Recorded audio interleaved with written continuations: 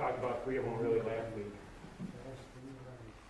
So, I guess we kind of got a tentative goal to wrap this up by the end of the year, which, could very well happen. I don't know. It's not that far away as it sounds, that end of the year. It's only really a handful of Bible studies. So Thanksgiving and Christmas, Christmas Eve on a Wednesday night, so we'll see. See what we do. Anyhow, chapter 15 and verse 1. And we're going to start talking about God's final round of wrath that he's going to pour out in the earth, called the bowl judgment or the vial judgments. My Bible calls them the vials. Chapter 15, verse 1. And I saw another sign in heaven, great and marvelous, 7 angels having the 7 last plagues, for in them is filled up the wrath of God. Now in chapter 15, we are very late in that 7-year period that we talked about last week, what we call the 70th week of Daniel. And I'm just going to recap that quickly.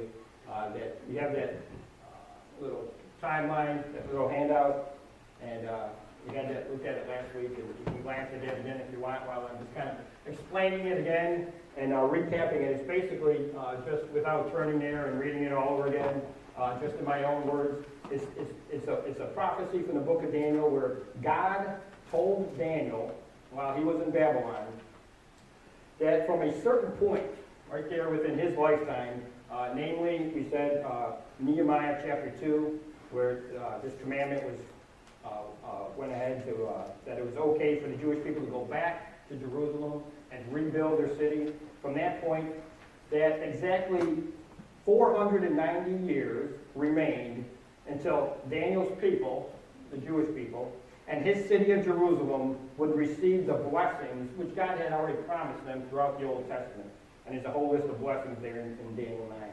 Now, when exactly, and there are some scholars who have figured it out to just about the day, exactly, 483 out of those 490 years passed, their Messiah, who was Jesus, as we know, was cut off or crucified.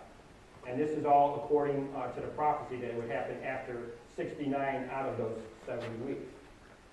And we also said, and you can see it there on your timeline, that what God did not reveal to Daniel at that time was that at that point, in other words, at the point of the crucifixion, when Jesus was killed on a cross, with 7 years of that prophecy still remaining, the countdown stopped, right?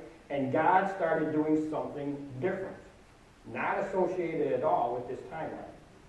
Instead of fulfilling his promises to Israel and the Jewish people, he started to form his church right then and there.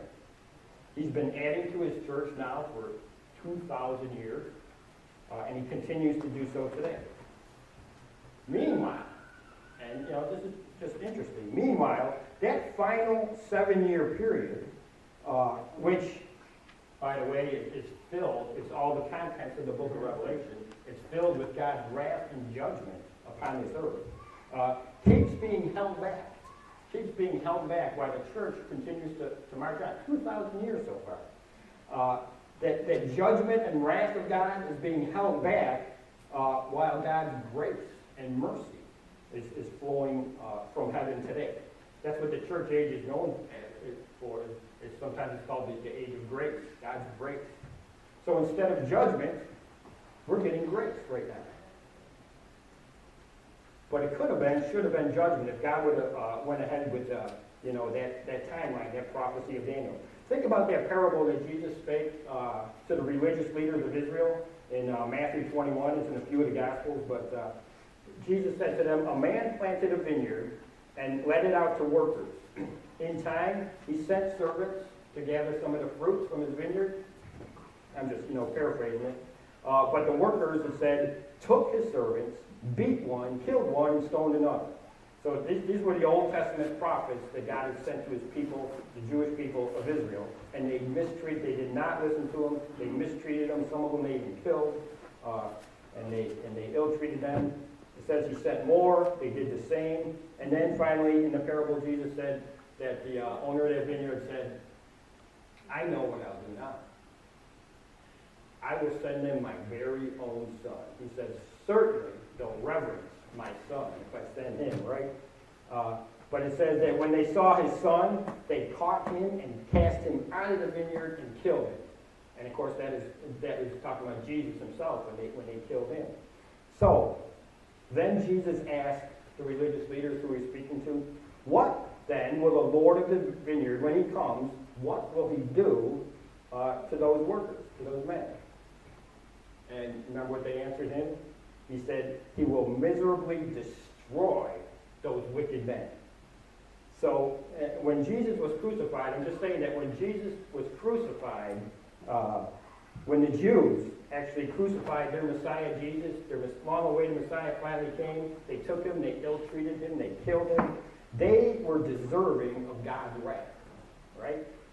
And that is exactly what was waiting in the wings, in the form of Daniel's 70th week. That was the next thing that was supposed to happen anyhow, and they were deserving of it, and here it comes, you would think, according to prophecy. Israel then was concluded in unbelief because they rejected. The Gentiles were already there, but now this is the great part. How does Paul say it in Romans chapter 11? He says, and this is in the context of talking about the Jews and the Gentiles, he said, for God has concluded them all, Jew and Gentile both, in unbelief. Why? So he could pour out his wrath upon them, which could have been, should have been. Nope. That he might have mercy upon all. And that mercy characterizes this whole time period of the church now that's been going on. And then it goes on to say in the next verse in Romans 11, oh, the depth of the riches, both of the wisdom and knowledge of God. How unsearchable are his judgments and his ways past finding out. When the world was ripe for judgment and wrath, God turned around and gave it grace. Grace is what? Unmerited favor. Did not deserve it, and he's been giving it out for almost 2,000 years. But that 70th week of Daniel is still out there, waiting for the time. So, in Daniel chapter 15, Revelation chapter 15, like I said, we're very late we're in that 7-year period. All the stuff in Revelation is in that 7-year period. We're very late now with these vial judgments. And when the 7 years is over, Jesus Christ returns to the earth and restores righteousness. Then it'll be, as the saying goes, the end of the world as we know it. The world is going to still go on, but it's not going to be the same, because it says that Jesus Christ will be here ruling all nations with a rod of iron. There's going to be sinners and unsaved people, but nobody's going to be able to get away with anything. And so it will be the end of the world as we know it. But before he returns, while he's still in heaven, he is going to pour out wrath upon the earth after the church is taken out. Remember, it says that we, the church, Christians today, Paul says, are not appointed to wrath. I don't have any fear or expectations that we're going to suffer through any of this wrath. There may be hard times before the 70th week, before the rapture happens, but I don't have any worries about entering into, as a church, this 70th week of Daniel, this time of tribulation and God's wrath. But you can see, if you want to look on Brother Dan's old handout. I should have kept one for myself. Let's start to look at this. Along the top, it's got along the top it's got the 7 seals. And in the middle, there's that goes back to chapter 6. In the middle, there were 7 trumpets that Brother Dan talked about, mostly in chapter 8 and 9. And And then, and he was showing us, I remember with this handout, how did they connect. After the seventh seal, that kind of introduces the seven trumpets. And the seventh trumpet, when it gets to that kind of introduces the seven bowls, or seven vial judgments. And the seven seals, there's really, I want to say it, there's really two rounds of God's judgment or wrath upon the earth. The trumpets and then the vials. And they're very closely coordinated. The seals are more like trends, you could say. And they correspond to Matthew 24, which we talked a little bit about in Sunday school. They're just wars, rumors of wars, pestilence, and famines. They're like trends. They're hard to say whether this is really happening. But I'll tell you what, a couple of weeks ago, it seemed to die down a little bit, but these things ebb and flow all the time, right? But a couple of weeks ago, I looking at the news, I'd go to Fox News and you talk about, the Islamic State, ISIS is, attacking this city and taking over this city, and then and they're going after Baghdad now, they're surrounding Baghdad, and then a couple hours later I was looking, it would be all about Ebola, right? And it just kept going back and forth from ISIS to Ebola, and I'm just thinking war, rumors of wars, and pestilence, and we know about the earthquakes. I think Brother Dan talked a lot about the earthquakes. So these are all part of the seals, which are general trends, and yes, they're intensifying. And, to what point do they have to intensify that we know this is really being fulfilled now today? I mean, I don't know. I think it may be very well going on today that we do see an intensification in these things. But the seals are general trends. So while the seals are like general trends that are hard to pinpoint and say this is exactly what's going on now, the trumpets and the vials are specific, perfectly calculated and orchestrated actions which originate with God in heaven, but their impact is felt on earth. That's worth repeating that one. So while the seals are general trends which are hard to pinpoint, the trumpets and the vials will be specific, perfectly calculated and orchestrated actions which originate with God in heaven, but their impact is felt on the earth. So these people, or those people who will be alive on the earth at that time, they'll see the judgments happening on earth. I'll tell you what, the environmentalists are not going to be happy. They're going to see the waters and the grass all being destroyed. But they'll see these things happening on earth without seeing the source of the judgment in heaven. But here's the thing. This book, not just the Bible, but specifically the book of Revelation, the final book of the Bible, will reveal it to them. Will reveal it to them. And they'll be able to open this book and see what is really going on behind the scenes. That's one thing I love about this book. For example, let's take an example. Let's look at the trumpets here on this sheet. Look at trumpet number 2. It talks about one third of the sea turns to blood. It says that a third of all the life in the seas dies. And this happens on earth. And this everybody will see and know. What they won't see, but they can read in this book, is the source of this plague is an angel in heaven. There's actually an angel in heaven who's blowing a trumpet and causing, as it says, as it were, a great mountain burning with fire to be cast in the sea. So this book will reveal the reason and the source of the things that are happening on earth. And so it is for all of the trumpets. There's a heavenly action that causes this reaction on earth for all the trumpets and for all the vials. And there are many other instances in this book of Revelation where the curtain, this is what I love about it, where the curtain of heaven is pulled back, revealing activities inside of heaven that you can see by reading this book, thus enlightening the people about what is really going on in the world. This book is going to be indispensable I mean, we can study it now, but for the people who are going to be alive at that time, indispensable. God, it seems to me, in his mercy,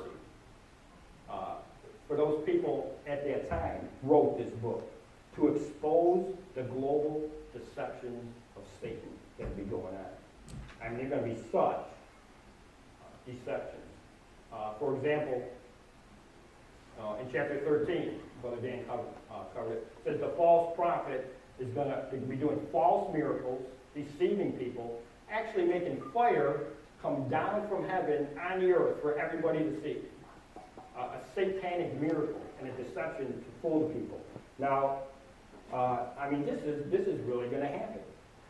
And the deceptions, we talk about deceptions, that we encounter today. We talk about the opponents of the Yes on One whole campaign and deception, and the evil forces behind it, and they're being so deceptive, and they are. And we think about deceptions coming out of the White House, pretty much on a daily basis today. They're real, and it's the enemy, and they're trying to deceive. But compared to what it's going to be in the future, it's small compared to the deceptions of the end time. But this book of Revelation will expose the deceptions, number one, by describing, first of all, ahead of time in detail many specific events which will take place. So when they take place, just exactly like they're written in this book, that ought to open people's eyes and to see. And then, by unveiling what is going on behind the scenes and causing these things to happen on the earth. What in the spiritual world, where we cannot see with our own eyes, but this book will take us there, or take them there, and expose what is really going on and causing these things to happen on the earth. So, think about it. Satan, for that reason, as you can imagine, hates. He has to hate this book of Revelation, if possible, more than even the other books of the Bible. Because, in his mind, this is supposed to be his day. This is his final, desperate challenge to God's authority. Remember when he gets kicked out of heaven, it says he knows he has a short time on it, and he's desperate. And this is his time to finally be worshipped by mankind. And he will be worshipped by a large percentage of mankind. But anyone who will read and understand this book will know what he is up to and not be fooled. And millions, actually, will get saved at that time. And I imagine that this book of Revelation is going to be very instrumental in opening their eyes to what is going on. But we must know that Satan tries and will try to destroy or neutralize this book in any way he can. And that is why I believe this book begins, the book of Revelation begins just a couple verses into the first chapter with a promise of a blessing to he that reads and they that hear the words of this prophecy and keep or guard those things which are written therein, and protect this book. And then the book of Revelation ends just a couple of verses from the very end in the last chapter with a warning to anyone who would dare to mess with even one word of this book, saying, "For I testify unto every man that heareth the words of the prophecy of this book, if any man shall add unto these things, God shall add unto him the plagues that are written in this book. And if any man shall take away from the words of the book of this prophecy, God shall take away his part out of the book of life and out of the holy city and from the things that are written in this book." So a blessing at the beginning and a curse, because this book is going to be so precious and so vital to those people who will be experiencing these things at that time. And if we like this book today, imagine how people are going to cling to it. Hopefully, some will at that future time. So, in chapter 15, God has 7 angels. That was all kind of a recap of that handout from last week. But God has 7 angels ready to go in chapter 15, which are ready with the 7 last plagues. Now, so we read verse 1. Verse 2, 3, and 4, we kind of covered last week. It's about those who had gotten a victory over the mark of the beast, and you're singing the song of Moses up in heaven. So pick it up in verse 5. I'll read verses 5 to 8. And after that I looked, and behold, the temple of the tabernacle of the testimony in heaven was open.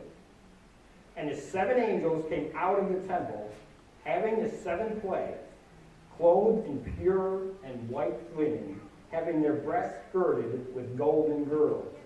And one of the 4 beasts gave unto the 7 angels 7 golden vials full of the wrath of God, who liveth forever and ever. And the temple was filled with smoke from the glory of God and from his power. And no man was able to enter into the temple till the 7 plagues of the 7 angels were fulfilled. Now again, in what other book in the Bible do we actually see what is going on inside the temple, inside of heaven? You know there's a temple in heaven. Because remember when God said to Moses, make it exactly according to these instructions, because it paralleled the temple that already existed in heaven. And Moses made the earthly temple. There is a temple in heaven, and I think you may get a glimpse of it maybe. There's definitely some heavenly visions in like Ezekiel, Isaiah maybe, but Zechariah maybe. But here in Revelation, it's like heaven just opens up, and you see what is going on inside of heaven. The very throne of God in other chapters. You know, the 4 beasts and the angels. I like the parts where it's just talking about millions and millions and millions of angels around the throne just bowing down and worshiping God. This book just exposes all of that. So, on the handout, Brother Dan's old handout, we see how the 7th trumpet leads and points to the beginning of the seven bowl or 7 vials. Just like the 7th seal led to the beginning of the 7 trumpets, the 7th trumpet leads to the 7 bowl judgments. Now, the 7th trumpet is in chapter 11, verse 15, if you'd like to turn there. And we'll just read, we're back up to the 7th trumpet. Chapter 11, verse 15, it says, and the 7th angel sounded, that's with the 7th trumpet, and there were great voices in heaven, saying, the kingdoms of this world are become the kingdoms of our Lord and of his Christ, and he shall reign forever and ever. So, by the way, too, if you had to maybe pick out one verse out of Revelation that kind of summarizes the whole book, this might be it. The book of Revelation also is, to a large degree, the story of God taking over the dominion and the government of this world. And that'll be a great day. I mean, think about it. God has allowed man to rule this planet for about 6,000 years now, right? He has also allowed Satan to pretty much roam free in this world and influence this world. And, we know what that ends up to. We know what we have seen. This world has seen nothing but tragedy after tragedy, war upon war. I think Brother Dan was mentioned at one time that in history, you study history, there was always at least one war going on somewhere in the world during all of history. I mean, just fighting and wars, political corruption, violence, terrorism, not to mention all the rampant sins of immorality, perversion, and idolatry. All kinds of false religions exist, and false gods are worshipped on this planet with man and Satan in charge. But the scriptures tell us that one of these days, God is going to intervene and put an end to it all. Then he will set up his kingdom of righteousness and peace. Then he will rule the world, and the scriptures say the government shall be upon his shoulders. And when he takes over the government, guess what? No more corruption in government. Won't that be different? That'll take a while just to get used to that. But that'll be a real treat. But That was the seventh trumpet. So I want to read on here through the rest of the chapter of 11 to make the connection between what's going on here with the seventh trumpet and the beginning of the bowls, which we just read in chapter 15. So 11, verse 16, after they closed the seventh trumpet, and the 24 elders, which sat before God on their seats, fell upon their faces and worshiped God, saying, We give thee thanks, O Lord God Almighty, which art and was and art to come, because thou hast taken to thee thy great power and hast reigned. And the nations were angry, and thy wrath is come, and the time of the dead, that they should be judged, and that thou shouldest give reward unto thy servants the prophets, and to the saints, and them that fear thy name, small and great, and shouldest destroy them which destroy the earth. Verse 19, and the temple of God was opened in heaven, and there was seen in his temple the ark of his testament. And there were lightnings and voices and thunderings and an earthquake and great hail. What a scene that must be. So, but again, it says the temple of God in heaven is open. Just like in chapter 15 that we just read. So, there's the connection. And we even see the Ark of the Testament. Where's the Ark of the Covenant? Nobody knows. That's the big question. Whatever happened to it? Here is the original, eternal, holy, and pure Ark of God which exists in heaven. Again, we see it. We see it here in this book. So, the temple of God is opened when he blows that seventh trumpet, and we see it open again when he's introducing the 7 vials or bowls. So there's the connection there. And everything in between chapter 12, 13, and 14, you could say is parenthetical. They say sometimes, the book of Revelation isn't all perfectly chronological. It kind of jumps back and forth. So those chapters were in there, but they're not necessarily chronological.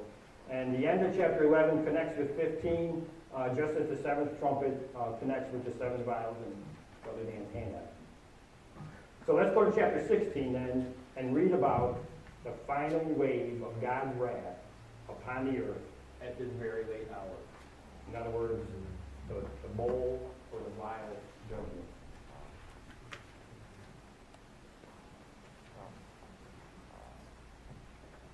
Now, if you look at this handout, you'll see the correlation and the fact that between the trumpets and the bowls, and the fact that the bowl judgments are an intensification of the trumpet judgments.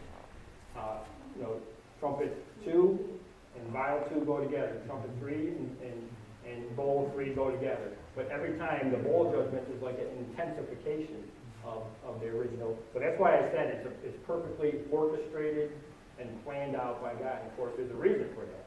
The reason for everything God does, right? So chapter 16. And I heard a great voice out of the temple saying to the 7 angels, Go your ways and pour out the vials of the wrath of God upon the earth. And the first went and poured out his vial upon the earth. And there fell a noisome and grievous sore upon the men which had the mark of the beast, and upon them which worshipped his image. And the second angel poured out his vial upon the sea, and it became as the blood of a dead man, and every living soul died in the sea. Remember the second trumpet? You can look on your sheet. One